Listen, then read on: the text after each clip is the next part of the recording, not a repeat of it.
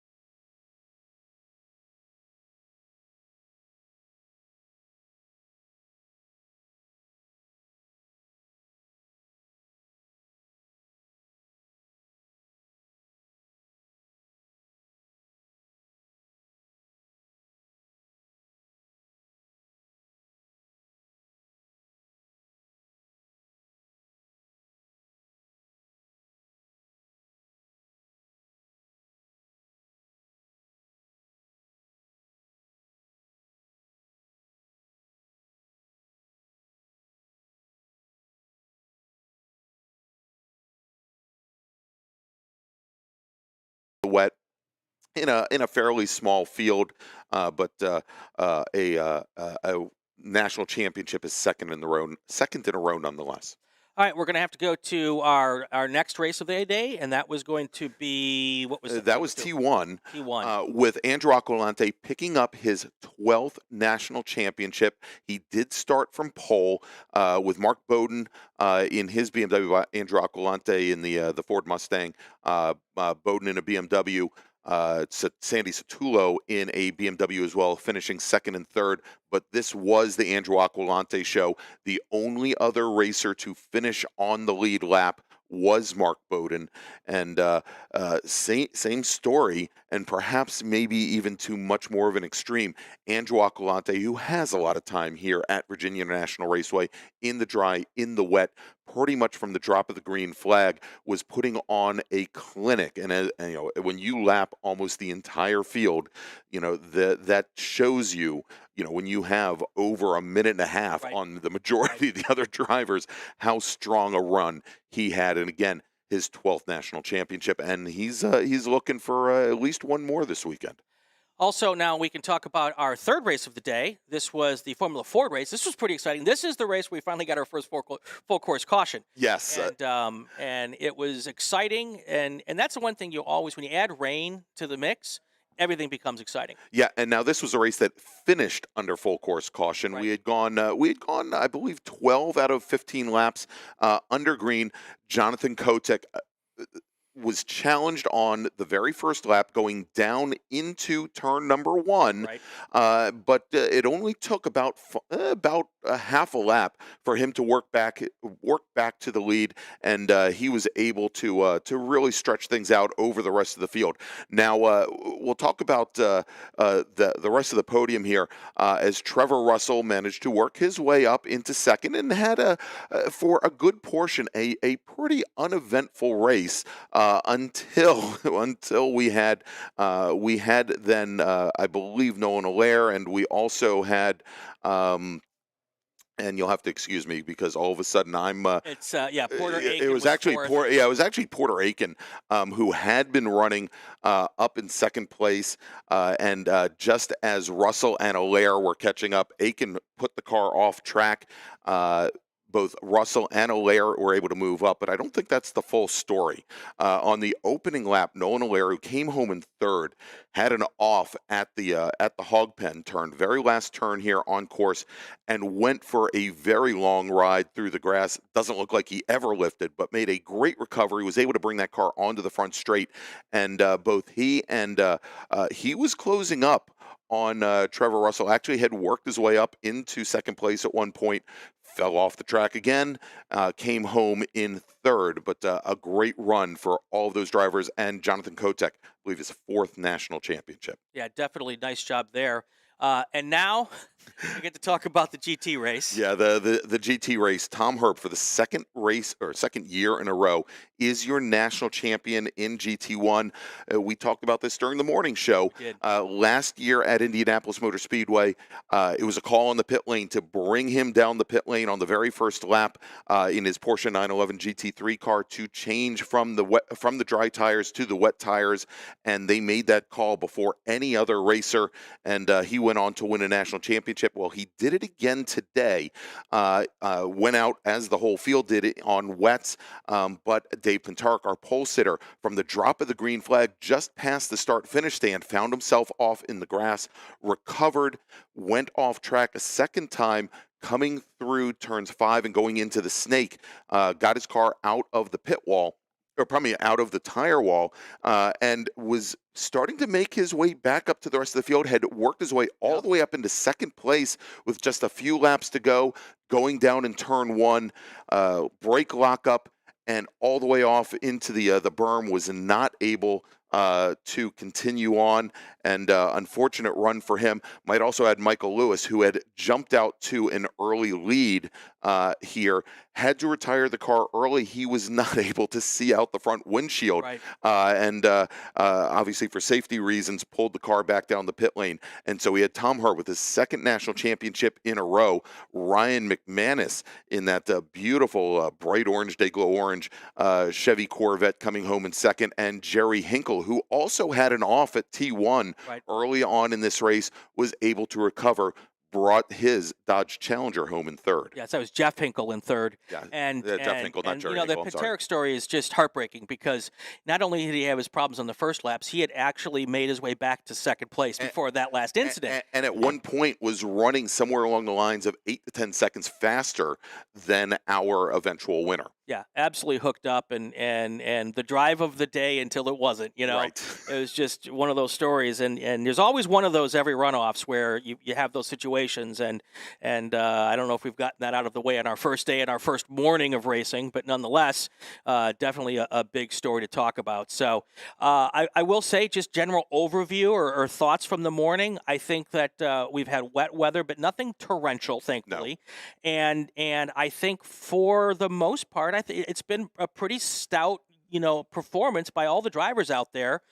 We've only had, I think it was just one full course yellow all morning, right? Yeah, the full course caution to end the Formula F race, the only one. And we've seen where a number of drivers early on in the races may be overdriving as they're trying to get some heat in the tires, which they do need, even with these rain tires, in order to get grip. But for the most part, not the heaviest rain However, what we are seeing here is, I think, perhaps because of the size of the fields, and also we've had two classes with cars with very small tires, Formula 500, Formula F, not a lot of ability to evacuate water off of the track surface itself, and so that the track has become more damp. There are a lot of puddles, and some things that these drivers, as they're experimenting, trying to find the fast way around the course, have had to adapt lap after lap in order to make their way to the checkered flag. So we're going to talk about the afternoon races in just a bit. We'll get that in, and we got a couple of guests coming up, so let's do this. Let's take a break. Okay. And when we come back, we'll have Jay Chapman from Goodyear Racing Tires. He's going to be with us. We'll do that right after this. This is Inside the SCCA, live from the Runoffs, presented by Goodyear Racing Tires and Vintage Racers for Rescues. Stay with us. We'll be right back. Decades of sports car racing success comes from Goodyear Racing Tires' dedication to grassroots motorsports. Too many trophies and championships to count, and a commitment to continuing that tradition fuels continued tire development. From the professional levels of motorsports to the pinnacle of amateur racing in the SCCA, Goodyear Racing Tires are made for winning trophies. Follow @RaceGoodyear on Facebook or scan the QR code. Goodyear Racing is more driven. Sentinel by Candelaria Racing Products is a comprehensive motorsports video system, incorporating live streaming, local recording, picture-in-picture, flag status, leaderboards, data overlays, and more. Perfect for endurance racing, sprint racing, and HPDE, Sentinel includes everything you need to get started. With the ability to control the live feed from the cloud, and GPS Auto Start will never miss an on-track moment. What are you waiting for? Get your Sentinel today.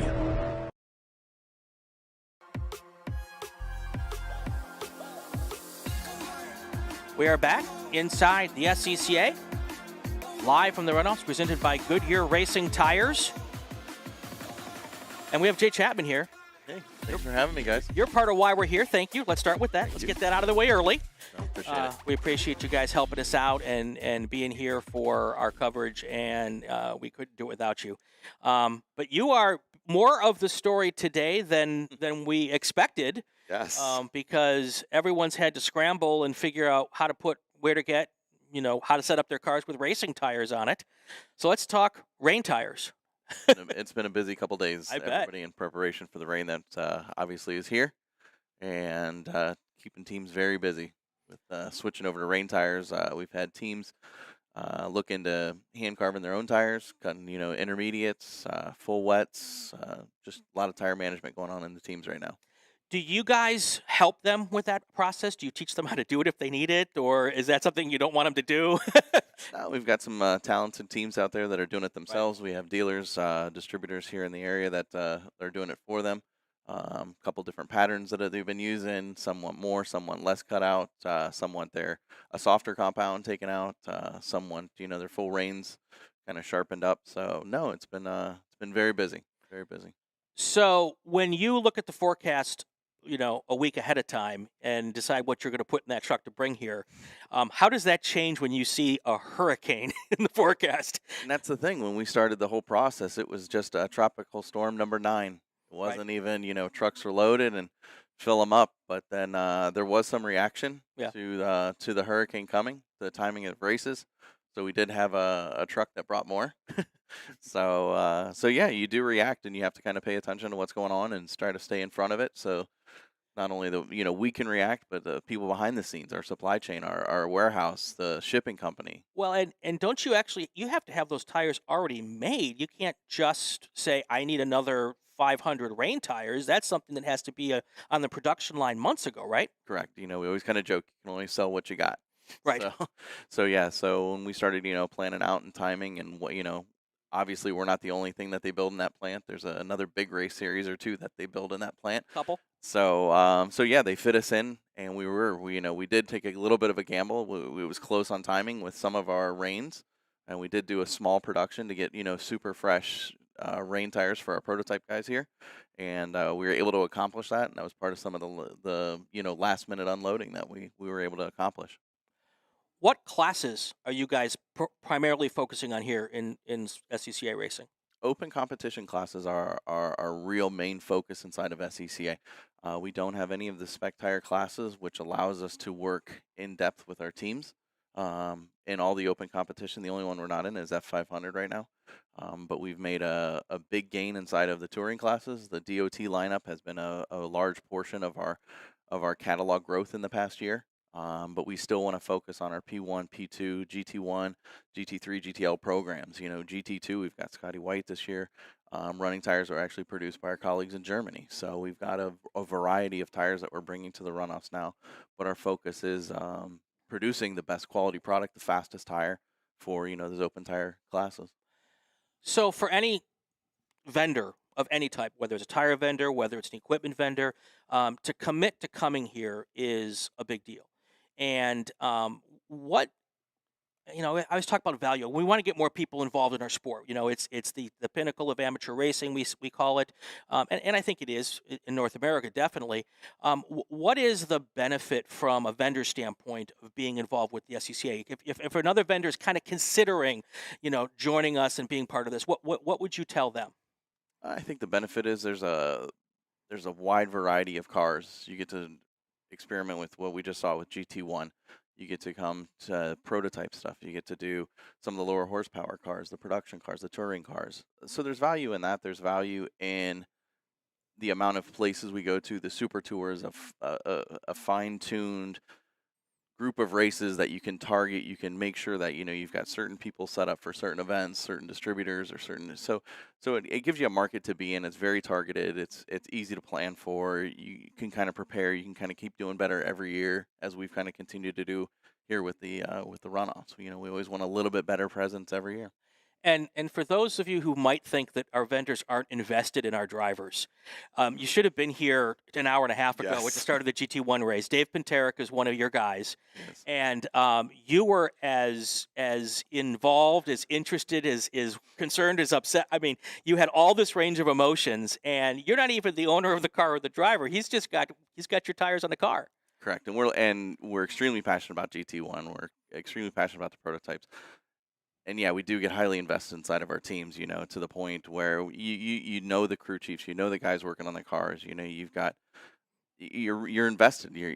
There's a part of you that's out there, and the whole team gets that way, and it's kind of the nice part about not having a spec class. We can get that way with our teams. We can help them to become the best as they can. So where does the future of Goodyear and SCCA go from here? Just kind of doing the same thing, doing what you're doing? Growth. I mean, just continue, you know, never stop pressing, keep being more driven, try to keep, you know, going after more trophies, and continue to make a better product. You know, I want to see growth inside of our DOT product. I want to continue to keep our market base inside of our prototypes and our GT1. So, yeah, just keep working on it. Cool. What do you think for the rest of your weekend? Man, we need to start getting some trophies. Yeah, that's where we're at. That's what makes this all worth it. You know, at the end of the day, when you get that picture and you got the hat, you got the tire, you got the trophy, you got the champagne bottle, that's what it's here. That's what we're here for. So, do you want more rain or less rain? Yes. What's good for Goodyear? Yes. So no, we're whatever comes, we can react, and we've got the product for it. So just go from there. All right. Anything else we should know before we head out? No, just appreciate everything you guys are doing for us. This is great. Vintage Racers for Rescues, of course, our partners that helped get us here. No, just appreciate everything you guys are doing for the SCCA. Cool. All right, that's going to do it for this segment of Inside the SCCA, presented by Goodyear Racing Tires and Vintage Racers for Rescues. When we come back, we're going to introduce you to a very, very interesting person, and a pretty good race car driver as well. Actually, a very good race car driver. I should not discount that. We'll do that next on Inside the SCCA. Stay with us. Vintage Racers for Rescues. Racers rescuing dogs and cats from high-kill rural shelters and high-risk situations. Virginia and North Carolina have the third highest euthanasia rate in the U.S., and Vintage Racers for Rescues founders Robin and Dave Handy decided to do something about it. Vintage Racers for Rescues is a 501c3 charity that saves between 300 and 400 animals every year, nursing them back to health, finding foster homes, and eventually forever homes. VintageRacersForRescues.com. Use the QR code to find them on the web or to make a donation. Corgi Sport is your one-stop shop for new and used mini parts and accessories. Whether it's driven on the street or on the racetrack, we have everything you need. From the small interior parts all the way to used and rebuilt motors. And with our sponsorship of the GPM race team, who travel to more than 30 tracks east of the Mississippi, we have a built-in delivery system that can save money on delivering large parts. Our line of Corgi Sport apparel celebrates the special bond between mini owners and their dogs.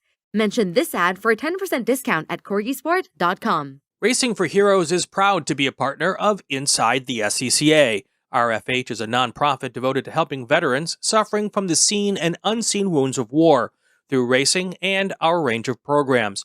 RFH's programs include health and wellness, motorsports therapy, community outreach, education, and employment. Visit racingforheroes.org to learn more and find out how you can help. Cruise Associates is honored to have sponsored this message.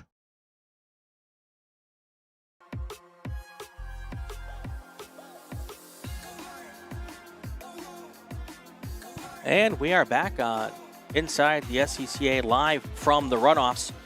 Here's what we've got coming up this afternoon after we got done here. E-Production is our 1 o'clock race, and it should get off pretty much at 1 o'clock, it looks like. 2 p.m., Spec Racer Ford 3, followed by Super Touring Under. 4 o'clock is Touring 3. And then at 5 o'clock, we've got Formula X. And then if you haven't gotten enough of me and Gregg, tune back in at 5:45, and we're going to do Runoffs After Dark, a complete recap of today. We'll look ahead a little bit at tomorrow, and we'll do all of those things there. All right, now I am very, very excited because joining us here at this moment, I'm hitting all the cameras till I get the right one. There we go. There we go. There we go. Kara Berend is here. Welcome. Oh, I should turn your microphone up. Try that again. Thank you so much for having me here. This is awesome. I was all verklempt because we're on TikTok now also, and I'm my kid would be very, very impressed that Pop's going to be on TikTok. So thank you so much. Let's get you in there, then. Yeah, I got to get. Right there we go. Now I'm on TikTok. Okay, my first time on the TikTok. Welcome. Thank you so much again for having me. B-Spec. Yes, your sir. race is tomorrow. Yes, sir. You're ready to go? Yes. All ready. We got rain tires. I'm ready. You're ready. How was qualifying for you? First day of practice was a little gnarly. I came off of 14 and ended up hitting a tire wall. Just lost all traction, lost brakes, and made a mistake. You know, it happens. Got back into qualifying, still sitting at the back of the pack, but hoping to make up some time in the rain. Sure. And your trip and your route to get to the runoffs. Tell us a little bit about that. Yeah, so I race for an organization. It's a nonprofit called the Hands-On Driving Academy, and it is the only place in the country that you can go as a disabled vet, and we will teach you how to drive a race car and get you licensed through the SCCA to be able to kind of live out your dreams. Right.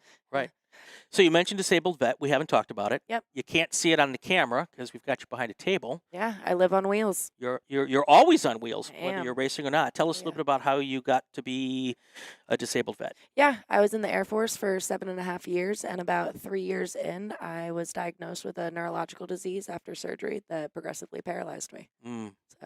So was that service? Was it a service-related injury? Service-related, yeah. Okay. And you're clearly not letting that slow you down. Not at all. Wheels go fast. Yeah. And you do a lot of other things. You don't just do SCCA, right? No, I race dirt. I play wheelchair rugby. Anything that gets the adrenaline going is kind of my thing.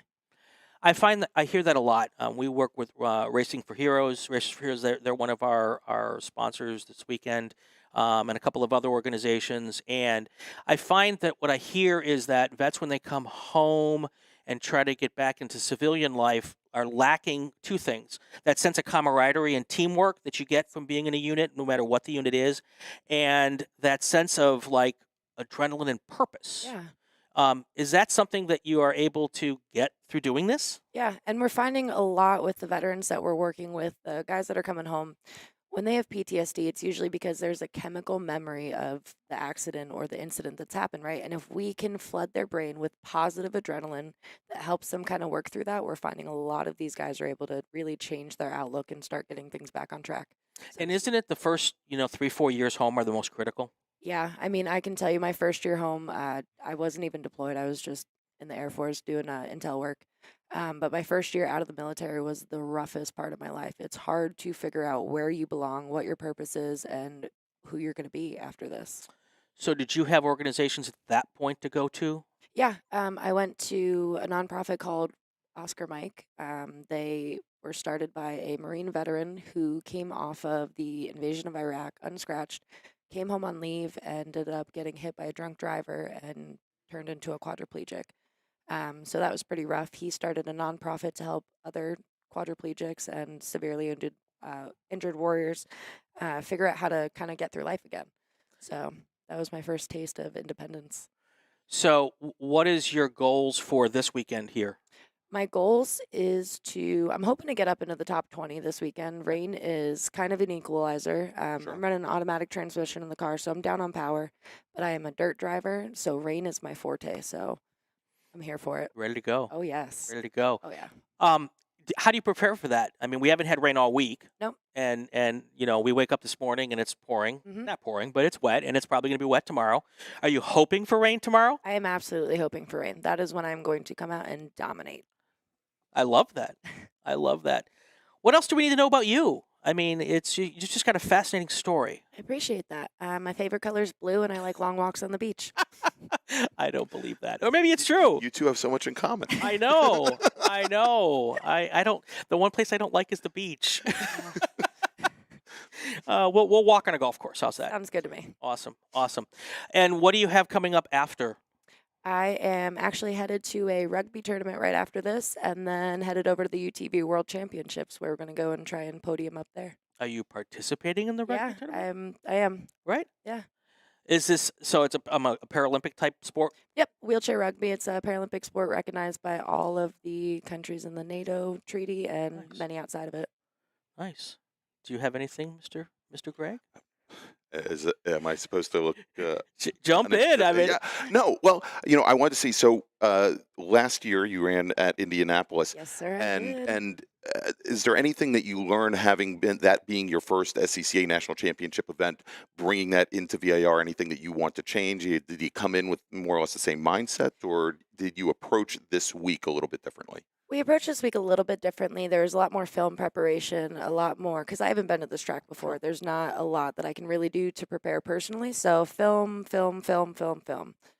Make sure that you figure out the lines that you're going to be needing and doing some good reconnaissance for the rain so that I can figure out where it's going to be a river on the track. absolutely. Oh, yeah. Absolutely. What is the long-term goal for you? I want to. Because I'll be honest with you, one of the stories I follow is Robert Wickens. Yep. And he has proven, not that really I think anybody really needed to be proven, that you can go at the highest level of motorsports regardless of what your abilities or challenges are. Oh, yeah. Obviously his is not a service-related injury. He was injured at a horrible wreck at Pocono. But I'm sure the challenges are very much similar. Oh, yes.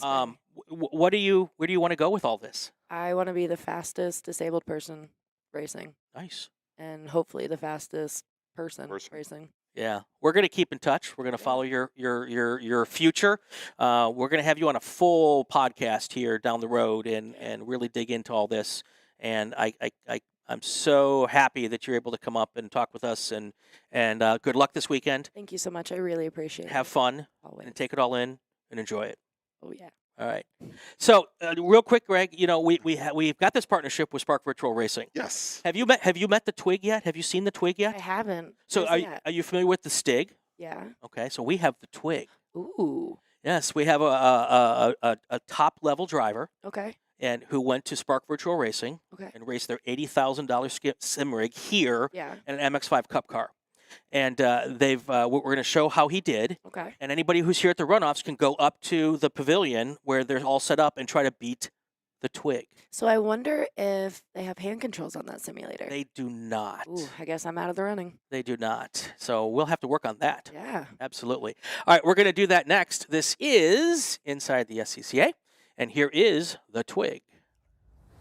A Rolex 24 at Daytona winner, a two-time champion of the 12 Hours of Sebring, a member of the prestigious Road Racing Drivers Club, and the Twig. Today we find the Twig at Virginia International Raceway, driving an MX-5 Cup car. The Twig is driving Spark Virtual Racing's S600. The S600 is a full-on driver training simulator. Unlike entry-level sim systems, this rig moves across all 6 degrees of freedom, making it a truly full-motion system that provides maximum feedback from the car. at $80,000. It's the ultimate training tool, providing a seat-of-the-pants feel that's remarkably close to what you feel when you are at the track. Let's find out what kind of lap time the Twig can lay down at VIR. So we are out here at Virginia International Raceway in a Global MX-5 car here on the Spark Virtual Racing Halo Motion Simulator here. Trying to go for a fast lap, and man, it's different, right? Driving this spec Miata car, I can feel it really starting to understeer, move around a little bit more. You can feel the softness of this car, which is so much different than a lot of the cars that I'm used to driving, the stiffer aero platforms of modern GT3 cars. They don't slide around as much. They don't have the pendulum effect of a soft MX-5 car here. Alrighty, think about hog pen. Let's get that good run out of here. All that curve. Rolling down, flat, right at the compression. There we go. Car sliding. Woo, every inch of the road there. That was a pretty decent exit. Get ready for a fast lap here. So I need that late, aggressive brake into turn 1, looking for that 3 board. The 5th gear. Take a breath. Getting ready. Eyes are in. Boom, 3 board. There we go. Down to the apex point, back to full throttle, let the car be free out of here, go, go, go, go, go, go, go, don't scrub speed. Thinking about turn 3, I want to be nice and light on the brakes to roll in speed. Nice and light, there we go, get down to that apex point, hey, what do you know, there we go, use all the road, that was okay, not great, into turn 4. Ooh, a little late on that turn-in point, not great, that's going to cost me some lap time. Alright, I need to be flat from here on out, all the way to turn 10. Let's use this curve here to do a little release, a little early on the turn-in point, get it together, hands straight, and we're good. Whew! Take a breath into the S's here. You need to be inch perfect, the first S, so that everything else is just working out for me. There we go, that was a good one. Jump this curve. Keep that right foot on the floor, right foot on the floor. Come on. Alrighty, nice and light on the brakes, roll speed into turn 10, there it goes, float, float, float, use every inch of the road, nice. Braking just past the 2 board, boom, hard on the initial braking, there we go, release enough, roll speed, there we go. Back to flat the apex point, get the run out of here onto the back straightaway. Could have used a little bit more speed through Oak Tree, but my exit was good, and that's my main priority here. Take a nice breath, down the back straightaway. Big brake zone coming up. I need to make sure I hit that apex point in turn 14, but I need to make sure I'm maximizing my brake pressure too. Nice and late on the brakes. Looking for that aero board. Let's go. Wham! Hard on the brakes. Get the car slowed down. Can I hit it? No, too much speed, but I need to go, go, go, go. Don't let it cost you. There we go. Alrighty, attack it through hog pen. Turn it in flat. Use this curve. Light on the brakes. Light on the brakes again. Car rotates. Boom, back to full throttle. Come on, car. Come on, car. Tell me I don't suck today with my lap time, please. And it's still not gonna be very fast. Come on. Let's go. Come on. Well, that's a little bit better.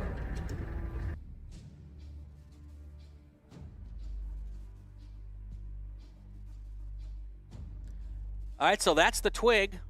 212.91. You can see it right there on the screen. So if you're here at the runoffs, go on up to the pavilion. Stop by the Spark Virtual Racing rig and check them out. It is a great little setup there that they've got going on, and check out, see if you can beat the Twig. And at the end of the weekend, we will reveal who the Twig is. And I'm waiting with bated breath. Well, you know. There's only it's like the secrecy of like the Oscar ballots, you know, PricewaterhouseCooper. It's Brian. Exactly. It's Brian Donati, our faithful assistant here this weekend. So that's the Twig, and that's Spark Virtual Racing. What a great group of guys! Had so much fun putting that video together, and you can go check them out. And we were up there during the block party on Wednesday night, and had a huge line of both drivers and also family members there taking a swing here at VIR in that MX-5 Cup car. And if it weren't for the fact that, and it's odd, I get car sick when I do virtual racing. I do too. And actually take Dramamine before I get behind the wheel. Yep. I wanted to make sure that they could actually take more customers on Wednesday night. I didn't want to ruin it for anybody. There you go. All right, we're going to take a quick break because we've got to be out of here by 1 o'clock. That's when racing's going to get started. So we'll do this right now. You are listening to Inside the SCCA, actually, and watching. We got video. This is a whole new thing for us. You are watching Inside the SCCA, presented by Goodyear Racing Tires and Vintage Racers for Rescues. Don't go away. We'll be right back. Vintage Racers for Rescues. Racers rescuing dogs and cats from high-kill rural shelters and high-risk situations. Virginia and North Carolina have the third highest euthanasia rate in the U.S., and Vintage Racers for Rescues founders Robin and Dave Handy. Decades of sports car racing success comes from Goodyear Racing Tires' dedication to grassroots motorsports. Too many trophies and championships to count, and a commitment to continuing that tradition fuels continued tire development. From the professional levels of motorsports to the pinnacle of amateur racing in the SCCA, Goodyear Racing Tires are made for winning trophies. Follow @RaceGoodyear on Facebook or scan the QR code. Goodyear Racing is more driven. The Roadkeeper HD video and data logger was developed using our experience in motorsports, driving experiences, and beyond. It brings dual stream HD video combined with high-quality GPS data within reach of everyone at the track or on the road. Travinci Systems is an official Runoffs contingency sponsor, and it's not too late to sign up. On-site registration is available at the contingency desk in Tech. The Roadkeeper HD meets SCCA's requirements for forward-facing cameras. Take advantage of 2022 Runoffs pricing for the Roadkeeper HD, $324 plus shipping. That's $75 off. Offer is good through Christmas.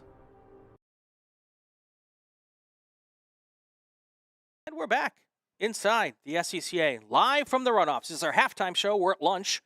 We got about 15 minutes left before we go racing again, and it's been a rather adventurous morning here.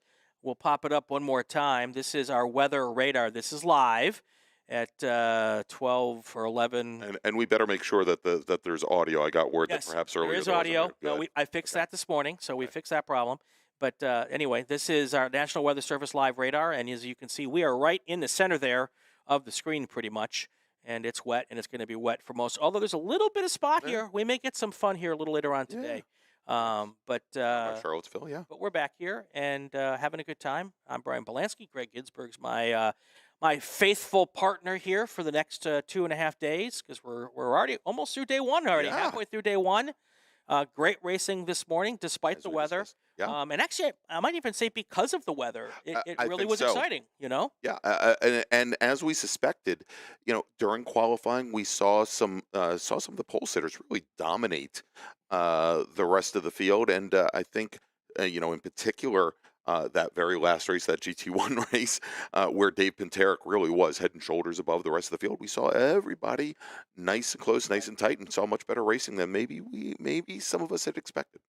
All right, so now we have to think about what's going to happen for the rest of today. Let's start looking at our next 5 races. So 4 races in the morning, 5 races in the afternoon. Here is, hold on a second. There we go. Here are our qualifiers for E-Production. Jesse Prather. We've heard his name before, right? Perhaps. Yeah. just perhaps, yeah. Jesse, our reigning national champion in E-Production, and he is actually, I guess, 2 times running in E-Production. 3 years ago here at Virginia International Raceway, he was your pole sitter. The race went the full course caution and had a little trouble getting heat back in the tires and had to make the recovery drive, I think, of the runoffs and maybe of his life as he fell all the way to the back of the pack, worked his way up to the third step of the podium, and in really what is a veritable rocket ship in e-production in his Jesse Prather Motorsports BMW Z3. And a lot of the cars in this class are powered by motors he built. Yes. So even if he doesn't win, there's a good chance he's going to win, right? Yeah, in one way or another, some would say he's already won. Exactly. Here, as we have Prather on the pole. John Hainsworth out of Vineland, New Jersey, in his turf trade Hoosier Carbotech Mazda RX-7, second fastest, but almost a full second off of Prather's times. Then we've got John Brackey starting on the inside of row number 2. Now, Brackey has been running a Mazda Miata for the past number of years. He now is in a Jesse Prather powered BMW Z3.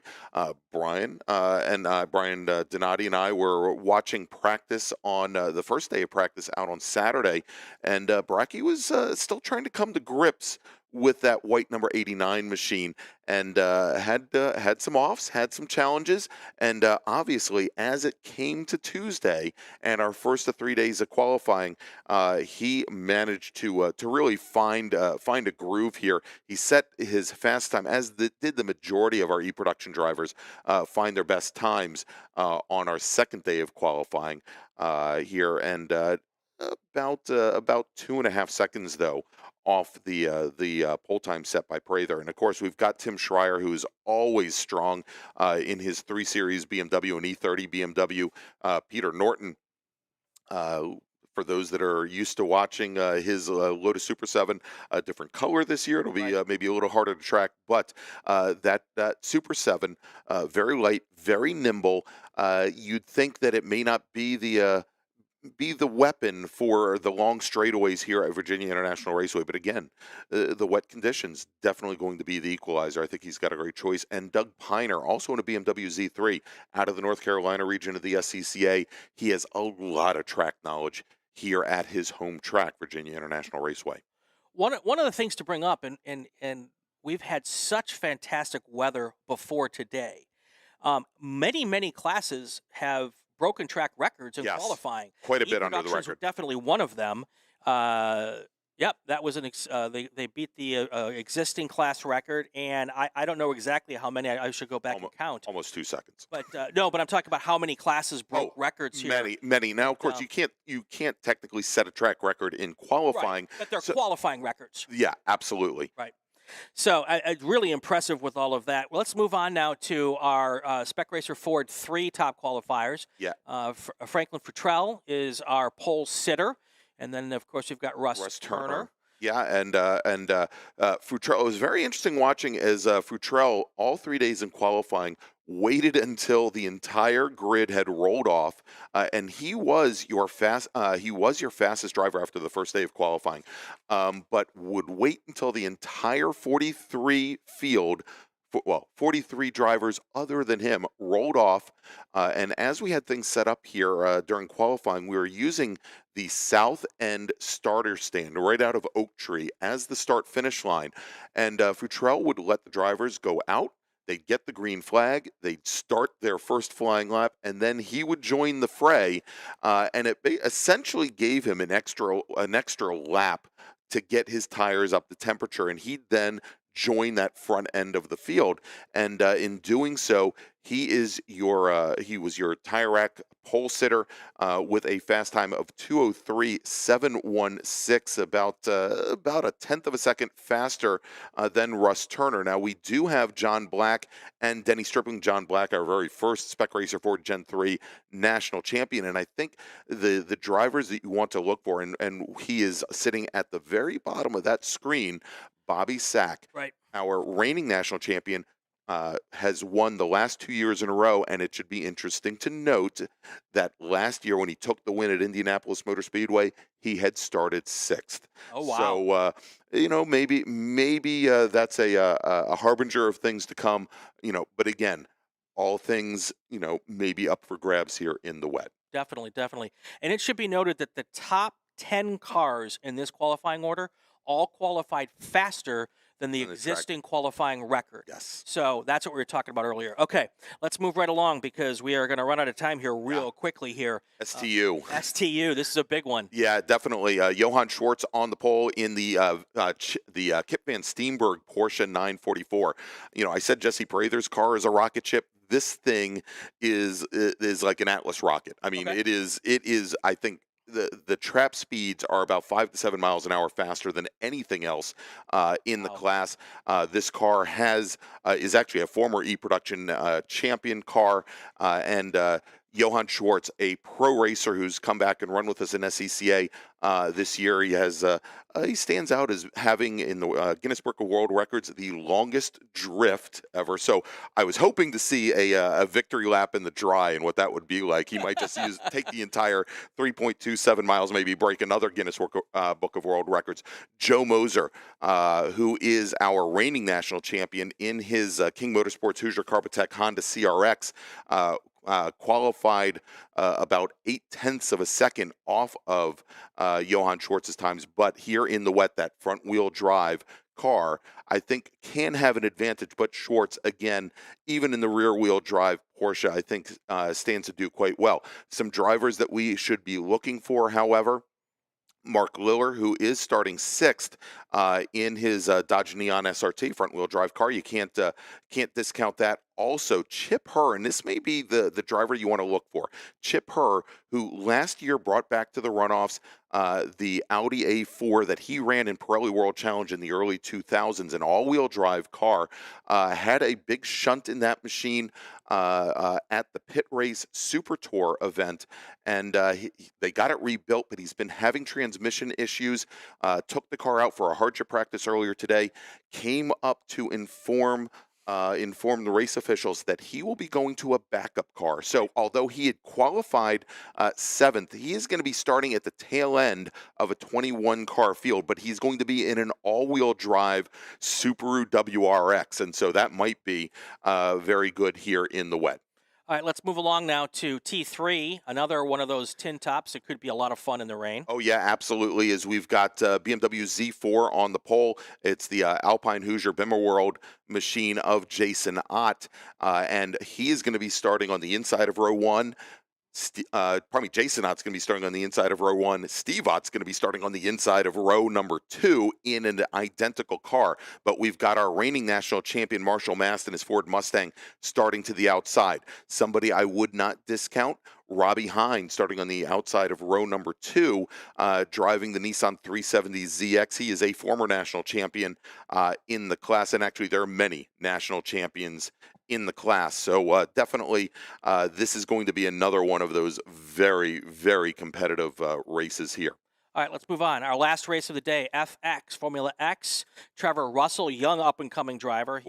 He's our pole sitter here. Yeah, and we just talked about Trevor Russell in the Formula F race as well, and he drove the wheels off the car and got a podium position there in Formula F. Austin Hill also. Very, very well driven car this week in qualifying. Now, I think one of the drivers that we need to look for is Kevin Fandozzi in his Mygale. Now, that car has had some issues over the course of the week, so we definitely want to look there. But if he can keep that car and keep it running, I think he's a former T3 national champion. Definitely stands a chance of coming home with the gold medal.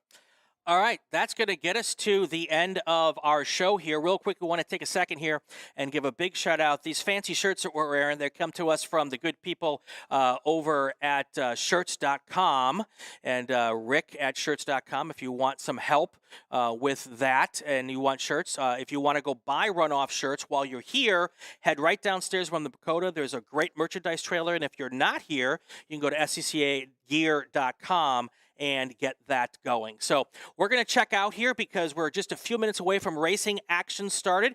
Keep an eye on SCCA.com as well as SCCA's YouTube channel. They're going to have all of the race action coming up for the rest of the afternoon. Of course, don't forget to come back to us. We'll be here right after the last race of the day. I'm Brian Bielanski. He's Gregg Ginsberg. This is Inside the SCCA, presented by Goodyear Racing Tires and Vintage Racing for Rescues. Let's watch some racing, folks.